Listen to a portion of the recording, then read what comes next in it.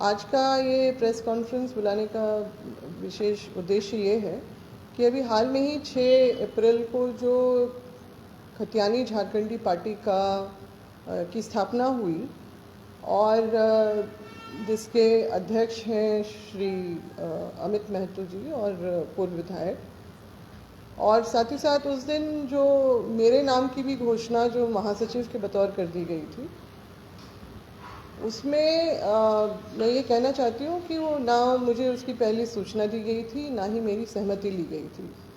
वहाँ सिर्फ मीटिंग 24 जिलों से लोगों की उसमें उपस्थिति की बात थी। मीटिंग जो विचार विमर्श के लिए, जिसमें से निश्चित रूप से हमारे जो अभी जो भाषा, स्थानीय नीति और जो नियोजन नीति को लेके और सारी बातें हम लोग जो बोलते हैं, मैं भी बोलती हूँ कि उद्योग नीति और विस्थापन और पुनर्वास की बातों को लेके मीटिंग की बात हुई थी वहाँ पर, जिसमें हमारे सभी लोगों को जो हमारे आंदोलन में साथ में चल रहे हैं सबके उपस्थिति की बात की गई थी, सूचना देने की बात की गई थी। मगर वहाँ पर काफ़ी लोग जो अनुपस्थित रहे तो हैरानी तो थी ही मुझे। और मैंने अपने संबोधन में जो शुरुआत के जो संबोधन में था, मैंने कहा भी था इस बात को कि जब हम लोग आंदोलन में साथ में चल रहे हैं तो बाकी लोगों को भी वहाँ पर होना चाहिए। और ये बात भी हो गई कि वहाँ पर पार्टी स्थापना की बात थी, तो इसको भी लेके थोड़ा सा मेरी प्रतिक्रिया उस समय भी जाहिर हुई थी और अप्रत्याशित रूप से बिना मेरी सहमति लिए गए मेरा नाम बतौर महासचिव घोषित कर दिया गया था कि किन्हीं कारणों से ये सारा कुछ करना पड़ा इस तरह से। तो उस समय तो मैं चुप रही, मगर निश्चित रूप से मुझे लगा कि पारदर्शिता नहीं शुरू से ही इसमें है, तो कहीं ना कहीं मैं भी बहुत असहज महसूस करने लगी। और फिर बाद में ये प्रतिक्रिया भी आने लगी बाकी लोगों के जो आंदोलन से जुड़े हुए हैं, आम जनमानस का भी, कि इस तरह का जो नहीं होना चाहिए था अभी इस तौर पे, क्योंकि मैं भी उसके हमेशा से ही पक्ष में रही हूँ कि जो भी फैसला हो सबको के साथ सबके विचार विमर्श होके और सबकी सहमति से ही किसी निर्णय पे हम लोगों को पहुंचना चाहिए। जो यहाँ पर नहीं हुआ था आनंद फानंद तौर पे, जो भी उनके अपने कारण रहे जो उन्होंने आज तक मुझे स्पष्ट नहीं किया है, तो मुझे फिर लगने लगा कि मेरा इस तरह से, क्योंकि मैं हमेशा से मैंने राजनीति में अपने सिद्धांत और नियम के साथ ही मैं चली हूँ, चाहे वो कांग्रेस पार्टी ही क्यों नहीं रही हो, मैं अपने शर्तों पे मैंने काम किया वहाँ पर भी। और यहाँ पर मुझे लगने लगा कि मैं अपने आप को बहुत असहज महसूस करने लगी कि इस तरह का, और बाकी हमारे भी जो साथी हैं वो भी छूट जा रहे हैं। तो इसलिए मैंने सोचा कि मैं इस पार्टी से अपने आप को अलग कर लूँ, और बाकी जो हमारे अपने जो आंदोलन के साथी जिनके साथ मैंने हमेशा, चाहे वो नौजवान हो या वरिष्ठ हमारे अपने जितने भी अनुभवी नेता हैं, तो उनके साथ मुझे लगा कि मुझे रहना ज़्यादा बेहतर है।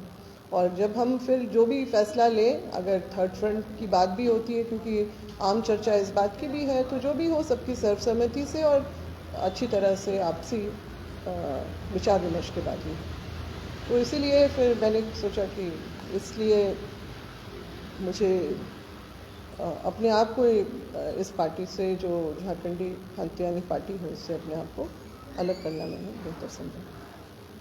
तो ये मुख्य कारण है। और क्योंकि इसका अभी हाल में ही हुआ है और जिस तरह की घोषणा हुई, जिस तरह की चर्चाएं चल रही, तो मुझे लगा कि क्योंकि ये बातें निकली तो फिर पब्लिक डोमेन में गया सबसे पहले, तो फिर सब लोगों के सवाल उठने लगे, तो मुझे लगा कि प्रेस कॉन्फ्रेंस के माध्यम से ही बता देना ज़्यादा अच्छा रहेगा। और आप लोगों को सवाल अगर पूछना चाहते हैं। आपको लगा कि आपको धोखा में रख के पार्टी का महासचिव बना दिया? लगा नहीं, हुआ यही। क्योंकि जब भी इस तरह की कोई बातें होती हैं तो आम सहमति, क्योंकि हमारे आपस में बातचीत का सिलसिला तो था ही, मगर कभी भी इस तरह की बातें नहीं आई थी। हमेशा होता था कि बैठक करनी है, बातें करेंगे, बाकी लोगों को भी उसमें निमंत्रण होगा, सब लोग हम लोग बैठ के ये बात करेंगे। उस दिन का भी यही जो है मजमून मुझे बताया गया था, उसी तहत ही मैं उसी विचार के साथ ही वहाँ पहुँची थी। मगर वहाँ पर कुछ और नज़ारा देखने के लिए मुझे मिला और मैंने इस बात का विरोध भी किया था, प्रतिक्रिया भी की थी कि इस तरह से जब हमारे वरिष्ठ नहीं हैं, बाकी लोग नहीं हैं, तो इस तरह का यहाँ पर क्यों हो रहा है। तो आप मगर आप पार्टी बनाने के खिलाफ हैं या फिर आप चाह रहे हैं कि सारे संगठन जो 1932 की मांग कर रहे हैं वो एक मंच पे आए तब पार्टी बने? निश्चित रूप से मेरा वही था कि क्योंकि देखिए आंदोलन में सभी लोगों के अपने हर कोने से, झारखंड के हर कोने से लोगों की इसमें अपनी अपनी बातें आती गई, वो इसमें आंदोलन में जुड़ते गए, हम लोग सब साथ में ही चल रहे थे। मगर इस तरह का जो है बाकी लोगों को काट के और कुछ सीमित लोगों के साथ ये करना मेरे अपने विचार से बहुत ही गलत था उस समय भी। और थोड़ा सा इस बात की मैंने उनसे नाराज़गी भी व्यक्त की कि इस तरह से नहीं होना चाहिए था, बाकी लोगों को भी इसमें सम्मिलित करना चाहिए और जो भी हो सर्वसम्मति से हो। गीता जी को तो ऐसा नहीं लगा ना कि वो हट कर गया, कल का जूनियर लड़का पार्टी का अध्यक्ष रहेगा और हम महासचिव रहेंगे? नहीं, देखिए वो तो बात अलग है, वो अपने तरह का कि मेरा अपना क्या कद रहा है राजनीति में या क्या है, उसकी बात नहीं है। बात ये है कि आप इस तरह के निर्णय आप एक कोई व्यक्ति ले और बाकी लोगों को सम्मिलित नहीं करें इसमें, वो ज़्यादा अहम हो जाता है। और ये एक और सवाल बनता है आप लोगों से, क्या आप लोगों की व्यक्तिगत राजनीतिक महत्वाकांक्षा 1932 का खतियान का जो आंदोलन चल रहा था उसको छितर बितर कर दिया? जयराम महतो कह रहे थे, अभी समाचार पत्रों में आया था टुंडी से, फिर उधर तीरथनाथ आकाश कहीं और से, सूर्य सिंह मिश्रा कहीं और से, गीता श्री राव कहीं और से, अमित महतो कहीं और से। तो आप लोग की जो व्यक्तिगत राजनीतिक महत्वाकांक्षा है कहीं वो तो आड़े नहीं आ रही है इस आंदोलन में? देखिए इस आंदोलन में राजनीतिक लोग भी, विशुद्ध रूप से राजनीतिक लोग भी जुड़े।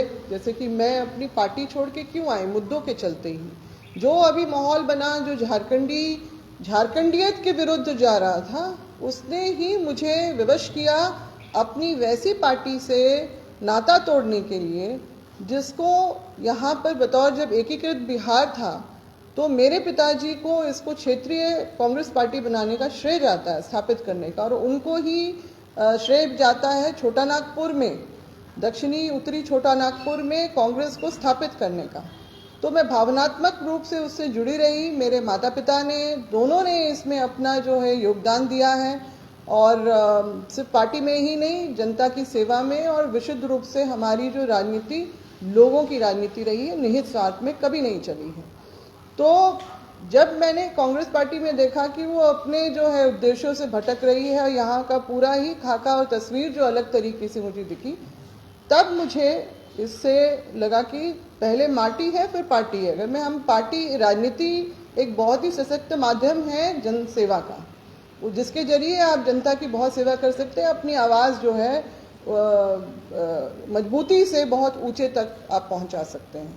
मगर जहां ये मुझे लगा कि इस तरह की बातें हो रही हैं, इसलिए, नहीं तो मेरे लिए ये आसान नहीं था कांग्रेस से अलग होना, क्योंकि मैंने जैसे बताया कि मेरे डीएनए, मैं तो कहती भी थी कि मेरे डीएनए में, क्योंकि मेरे पैदाइश से पहले ही मेरे पिताजी कांग्रेस से जुड़ चुके थे, और फिर उनका जो योगदान कांग्रेस में रहा, अपनी जनता के प्रति उन्होंने कांग्रेस के माध्यम से जनता की जिस तरह से सेवा की है।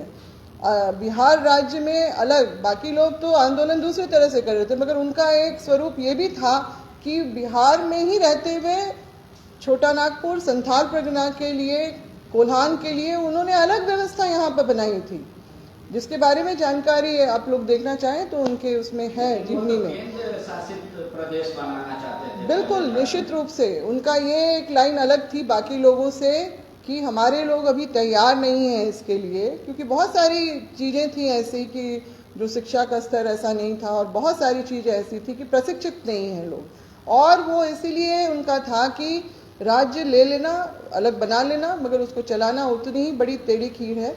इसीलिए पहले केंद्र शासित प्रदेश बने, लोग सिस्टम को समझे, सिस्टम में ढल जाएं, प्रशिक्षित हो जाएं, उसके बाद अलग राज्य होता। और अगर निश्चित रूप से अगर वो कुछ वर्ष और जीवित रहते तो वो जिस तरह अपने धुन के पक्के थे वो भी हो जाता। मगर दुर्भाग्य है जिस तरह से आंदोलन आगे चलता रहा, बढ़ता रहा, और जो जिस तरह से हम लोगों को, अगर आखिरकार हम लोग को झारखंड राज्य मिला, मगर क्या वो हमने देखा जिसकी क्या उसकी पूर्ति हो पाई, जिसलिए झारखंड बना? जो अलग अपनी भाषा, परंपरा, संस्कृति और मनोवृत्ति के चलते जो बिहार से अलग हुए, क्या वो सफल हो पाया? जो मौलिक रूप से संविधान में जो एक लिखा हुआ है, जब आज़ादी के बाद संविधान की जब का निर्माण हो रहा था तो उसमें राज्य गठन समिति के जो अध्यक्ष थे वो हमारे देश के प्रथम राष्ट्रपति डॉक्टर राजेंद्र प्रसाद की रिपोर्ट में ये है सारा कुछ है कि एक क्षेत्रफल में निवास करने वालों की भाषा, परंपरा, संस्कृति ही उस राज्य का जो है गठन बने। एक सवाल उठेगा आप पे कि आप तो समझा नहीं पा रही हैं तो राज्य की जनता को कैसे समझाएंगे? क्या? सॉरी, हम नहीं समझे आपकी बात। आपकी जो मांग है, हाँ, आपके बेटर हाफ उससे संतुष्ट हैं या अवगत हैं या वो भी आपके साथ हैं? ये तो सवाल उठेगा ना कल। जब आप अपने घर में नहीं समझा पा रहे हैं तो दूसरे को कैसे समझाएंगे? दूसरे लोग तो समझ ही रहे हैं। अब आप यहाँ पर बेटर हाफ या फिर आप मतलब आप वही 18वीं शताब्दी के ही मानसिकता में फंसे हुए लोग में से एक हैं क्या? जहाँ पर महिलाएं अपनी अलग सोच नहीं रख सकती हैं, अलग अपनी राजनीति, अपनी नीति में, अपने सिद्धांत में नहीं चल सकती हैं। तो बस वही है मेरा कारण। और दूसरा व्यक्ति अपना क्या किस सोच में चल रहे हैं, वो अपनी क्या विचारधारा में चलना चाहते हैं, ये उनकी सोच है। हम देखिए, किसी पे आज तक हमने कभी अपने विचारों को ना थोपा है, ना किसी को अपने विचार थोपने दिए हैं। मेरे अपनी जीवन के अपनी नीति सिद्धांत, मेरी अपनी परवरिश, मेरे अपने संस्कार खुद के हैं और मैं उसी के हिसाब से चलती हूँ, चाहे वो राजनीति हो या निजी जीवन हो। मगर आप देखिए, आप बातें को आप डाइवर्ट क्यों कर रहे हैं? आप निजी जीवन पे क्यों ले जा रहे हैं? आप मैडम, मेरा ये था कि जब संगठन सभी लोगों को बताएगा कि हमारा क्या मांग है और क्यों ये झारखंडियों के लिए जरूरत है, तभी तो संगठन का मांग आज कुछ लोगों का है, ये कल पूरे झारखंड के एक एक लोगों का होगा। इसलिए ये मैं कह रहा हूँ, क्या संगठन या जो आप लोग का डिमांड है वो सब तक पहुंच रहा है या सबको आप लोग समझा पाने में सक्सेस हो रहे हैं कि हम लोग मांग कर रहे हैं वो एकदम सही है और आपके फायदे के? निश्चित रूप से लोग समझ रहे हैं, लोग महसूस कर रहे थे मगर समझ नहीं पा रहे थे क्योंकि बातें वहां तक नहीं गई थी अभी तक। और ये जो भाषा का जो क्षेत्रीय भाषा बनाने का जो एक तरह से मैं कहूँ एक बहाना हुआ, जिसमें ये सारा आंदोलन खड़ा हुआ कि किस तरह से वैसी गैर झारखंडी बोलियों को, जिनको अपने ही उद्गम स्थल पे, अपने ही राज्य में मान्यता नहीं है, संविधान की 8वीं कंडिका में इसको बोली की श्रेणी में रखा गया है, इसीलिए बिहार में ना ये स्कूलों में, ना कॉलेज में, ना दफ्तर में कहीं इस्तेमाल नहीं होता है। तो फिर ये इसको यहाँ पर ऐसी बोलियों को यहाँ पर क्षेत्रीय भाषा बना के जो जिस तरह से यहाँ पर सिस्टम में समाहित किया गया और जो आपके 10वीं और 12वीं बोर्ड में भी उसको जो जगह दी गई कि अब अपने बोलियों में, अपनी भाषा में इस तरह से उनके लिए व्यवस्था दी गई, यहाँ से बात खड़ी हुई है। और सीधी तरह से नहीं, मेरी बात खत्म होने दीजिए। 5 प्रमंडल का ये राज्य है और उसमें से आपका संथाल परगना में पूरे 5 जिला में अंगिका को जो कर दिया गया बिना मतलब इस आधार के कि क्या है क्या नहीं है, किनके संवैधानिक अधिकार, मौलिक अधिकारों को ज़्यादा महत्व मिलना चाहिए। किस लिए झारखंड राज्य का निर्माण हुआ? हमारी अपनी भाषा, परंपरा, संस्कृति को करने के लिए। उत्तरी छोटा नागपुर में, बोकारो, धनबाद में वहाँ पर इसको किया गया, पलामू में किया गया। दक्षिणी छोटा नागपुर में यहाँ पर मैथिली, भोजपुरी, मगही बोलने वाले लोग हैं, यहाँ क्यों नहीं किया गया? राजधानी है यहाँ पर बवाल हो जाएगा। और फिर कोलान में आपका सिर्फ बंगला और उड़िया भी जो एक गैर झारखंडी भाषाएं हैं उनको भी डाला गया। मैं तो इसमें शुरू से ही जुड़ी रही, जब मैं विधायक थी, मैं मंत्री थी, तब भी मेरा ये स्टैंड था इसके अगेंस्ट। इसलिए मेरे संज्ञान में जब ये आया तो मैं तुरंत समझ गई, मुझे समझने में देर नहीं लगी और इसलिए मेरा विरोध 27 जनवरी को सरकार की इन गलत नीतियों के खिलाफ में हुआ, जिसमें सिर्फ क्षेत्रीय भाषा की ही बात नहीं थी। उससे पहले मुख्य सचिव जो है, झारखंड के मुख्य सचिव के द्वारा एक ऐसी चिट्ठी निकली जिसमें 40-45 वर्ष पहले जो यहाँ पर राजस्थान से आके लोग प्रवासी यहाँ पर हैं, उनकी जातीय आवासीय प्रमाण पत्र बनाने के लिए खतियान की अर्हता हटाने की बात यहाँ पर की गई। 20 जनवरी 2022 को ये समाचार पत्र में निकलता है कि एक पीआईएल के आलोक में झारखंड उच्च न्यायालय ने आदेश दिया है कि 5वीं अनुसूची के जो 13 अनुसूचित जिले हैं, जिसमें अभी तक ये सुरक्षा कवच था कि वहां के स्थानीय लोगों को ही तीसरी और चौथी वर्ग की नौकरी में वहां प्राथमिकता दी जाएगी, उस व्यवस्था को भी तोड़ने का काम किया गया। सरकार की तरफ से जो महाधिवक्ता है उनके तरफ से कोई जवाब नहीं यहाँ पर दाखिल किया गया कि 5वीं अनुसूची में, जबकि ये गजट नोटिफिकेशन ये सारा जारी है, उसमें ये पूरी तरह से नोटिफाइड जिला है, इसमें कोई छेड़छाड़ नहीं हो सकती थी, मगर ये इस राज्य में हुआ है और सब लोग चुप रहे। ये इतना अनर्थ हमारे साथ लगातार होता रहा, चाहे वो भाषा का हो या प्रवासियों के लिए व्यवस्था दी जा रही हो या हमारे अपने 13 अनुसूचित जिलों के साथ इस तरह से जो इतना अनर्थ किया गया है। ये सारी चीज़ों ने मुझे विवश किया कि जिसमें हमारे अपने जो लोग हैं यहाँ पर, जो मैं जिस पार्टी से मैं जुड़ी रही, उस वहाँ से भी इसके लिए उसके विरोध में तो कुछ हुआ नहीं, बल्कि दबाव ये बनाया गया कि हाँ, भाषा को जो आपके स्थानीय नीति को जो जिस तरह से असंवैधानिक रूप से हाई कोर्ट में 2002 में यहाँ पर उलझा के रखा गया, स्टे करवाया गया, ये क्या सही है?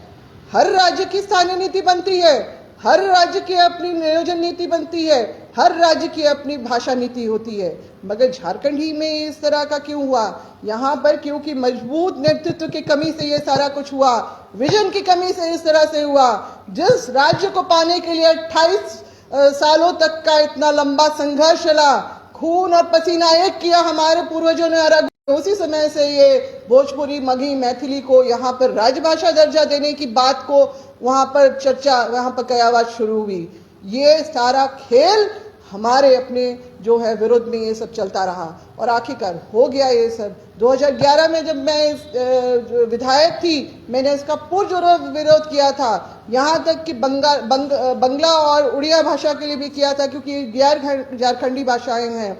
झारखंड के भाषा के आधार पे पश्चिम बंगाल अलग बन चुका है, भाषा के आधार पे आपका उड़ीसा अलग बन चुका है। क्या अगर हम उनकी भाषाओं को यहाँ पर जगह देते हैं तो क्या हमें पश्चिम बंगाल में और उड़ीसा में हमको क्या नौकरी मिलेगी? क्या बिहार में मिलेगी जो यहाँ पर क्षेत्रीय भाषा बनाए? बल्कि हमारे तो यहाँ लोग जब बिहार में क्वालिफाई करते हैं तो किस तरह से मार पीट के भगाया जाता है कि झारखंडी तुम यहाँ नौकरी करने आए हो। मुंह पे चिट्ठी फेंक के दी गई कि आपका काउंसिल, क्योंकि आप झारखंड के निवासी हैं, आपको आपका काउंसिल यहाँ पर रद्द किया जाता है क्वालिफाई करने के बाद भी। ये सारा कुछ हो रहा है दूसरे राज्यों में, और हम यहाँ पर अपने राज्य को एक खुला चरागाह और अखाड़ा बना के यहाँ पर, मेरे खुद का देखा हुआ है कि छत्तीसगढ़ की सरकार ने है कि ये विज्ञापन सिर्फ और सिर्फ छत्तीसगढ़ के निवासियों के लिए है। जो बवाल यहाँ पर शुरू हुआ तो बिहार की राज्य ने भी ये घोषणा की कि बिहार में नियोजन बिहारियों के लिए, मध्य प्रदेश की सरकार ने भी यही कहा कि यहाँ मध्य प्रदेश के निवासियों के लिए ही नियोजन होगा, हमारे संसाधन जो हैं हमारे अपने राज्य के विकास के लिए होगा।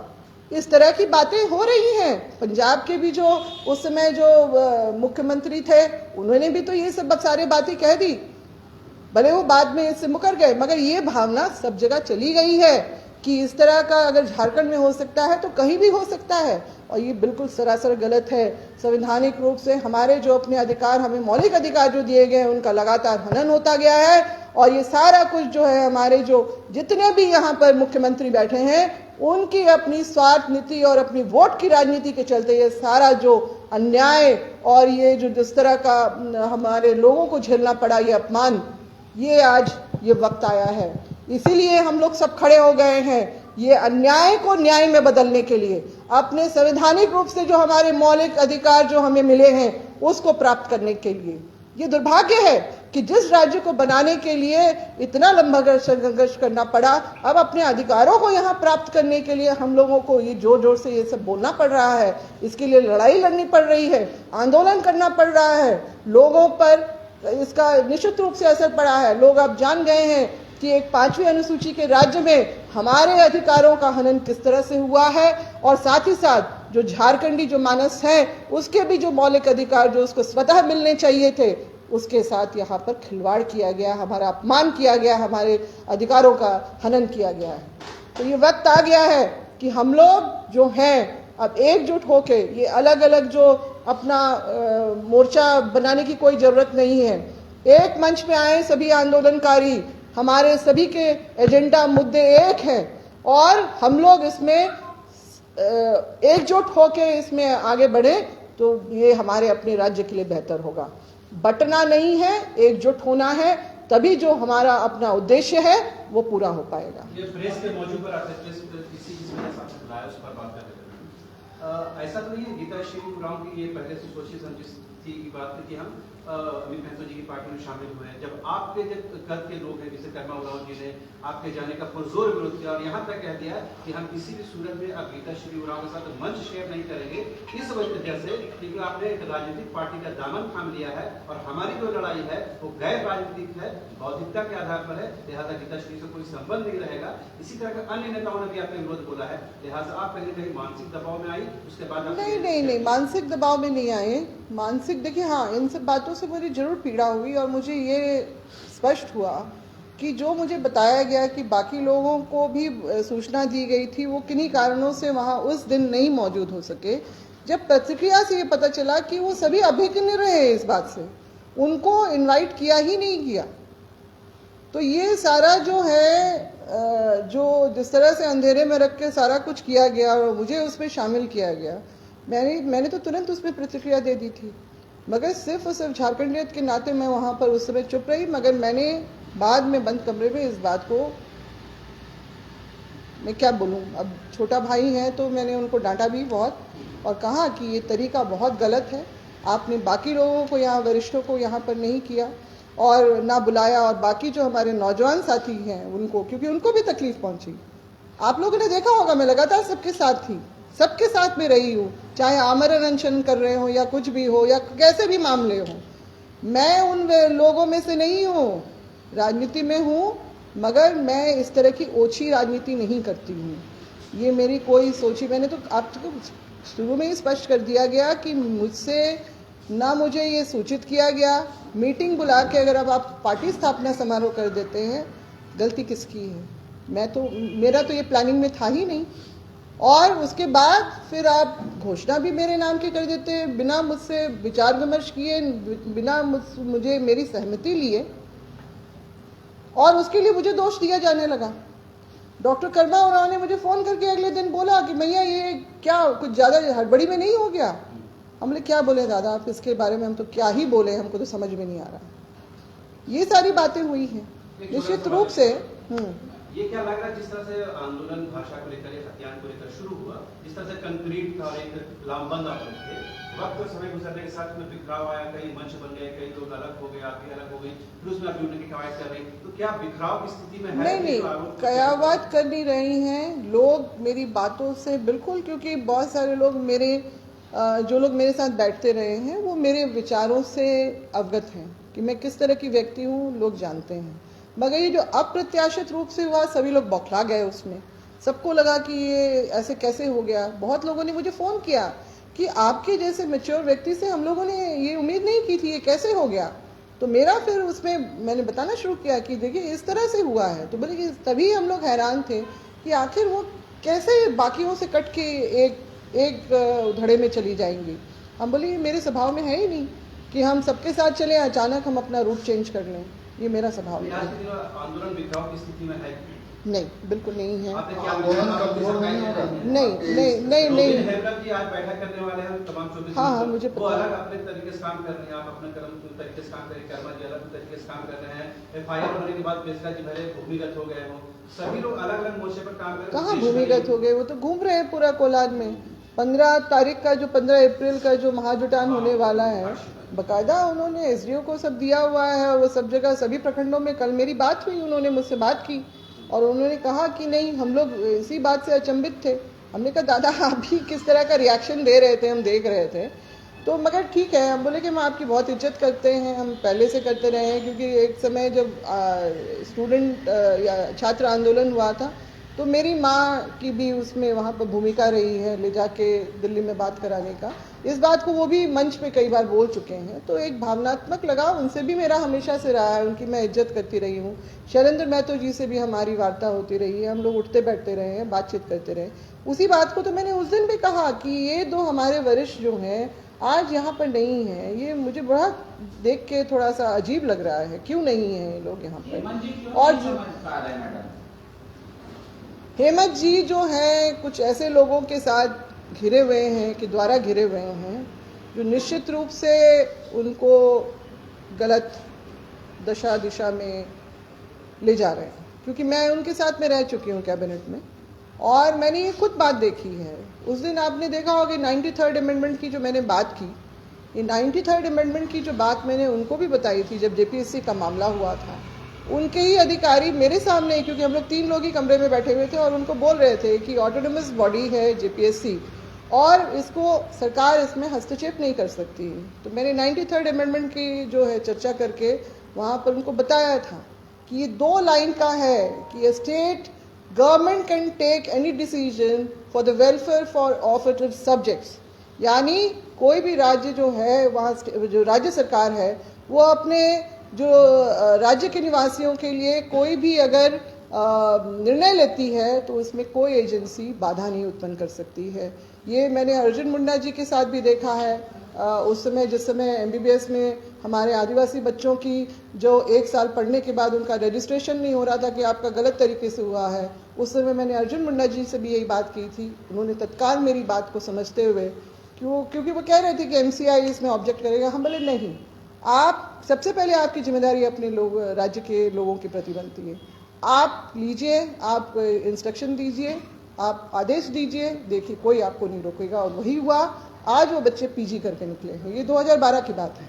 2014 में मैंने हेमंत जी से ये बात की। मैंने ये 2 मुख्यमंत्रियों को देखा है, मैंने यही समझ गई हूँ कि जो इनके सलाहकार मंडली हैं वो सही तरीके के लोग नहीं हैं जो उनको सही बातें बताएं कि राज्य कैसे चलाना है। यहाँ पर ये सब होता रहा है और इसीलिए ये सारी गड़बड़ियाँ होती रही हैं।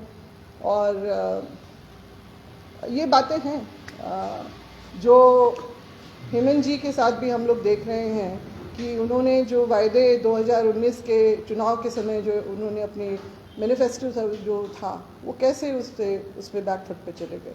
और जो 2021 के आखिर में ऐसे गलत फैसले हमारे अपने राज्य के लोगों के लिए आए जो निश्चित रूप से बहुत ही आघात हमारे अपने जो अधिकारों को पहुंचाने वाले हैं। तो मैं तो अभी भी कहूँगी कि मुख्यमंत्री जी से कि आप किसी बात से डरिए नहीं। आप जो है 93rd अमेंडमेंट की कॉपी आप मंगा के दीजिए। 2 लाइन में अंग्रेजी में लिखा है, 2 लाइन का उसका अनुवाद है और उसके तहत अगर मुख्यमंत्री निर्णय लेते हैं इस राज्य के लिए, कोई उनको रोकने वाला नहीं है। कुछ नहीं, कोई कोर्ट केस नहीं होगा। महाधिवक्ता वही व्यक्ति हैं जिन्होंने 2002 में स्थानीय नीति का जो है मामला कोर्ट में स्टे करवाया था। तो ये 2 लाइन अगर वो समझ जाएं तो निश्चित रूप से वो सही फैसले इस राज्य के लोगों के लिए ले पाएंगे। मैडम आखिरी सवाल, मैडम जितने भी आंदोलनकारी हैं क्या आप उनको एक मंच पर लाकर नई पार्टी बनाने की सोच रही हैं? नहीं, ये मेरा कोई निर्णय अकेले का नहीं हो सकता है। जो भी लेंगे हम निर्णय वो हम लोग एक साथ बैठ के, हमारे जितने लोग जो हमारे आंदोलन के साथी हैं वो सब एक मंच पे रहेंगे। हमारी फिर से बैठकें होंगी और निश्चित रूप से हम लोग जो भी फैसला होगा वो सर्वसम्मति से होगा, किसी एक व्यक्ति के इस पे नहीं होगा। जहन में है जहन में, हाँ, वो तो जनता भी चाहती है, हम लोग में भी है। अगर आगे चल के अगर ऐसी सूरत बनी तो वो भी हो सकता है, मगर अभी फ़िलहाल आंदोलन का जो स्वरूप है वो जिस तरह का था वैसे ही रहे। हम लोग जन जागरण इस माध्यम से करना चाहते हैं, इस आंदोलन के माध्यम से लोगों के उनको अधिकारों के प्रति जागरूक करना चाहते हैं और उसके बाद फिर जो है आगे का जो खाका जो भी होगा, जो भी निर्णय होगा सबके साथ सबकी सर्वसम्मति से ही होगा। वो उसमें अकेले मेरा कोई निर्णय नहीं है। धन्यवाद।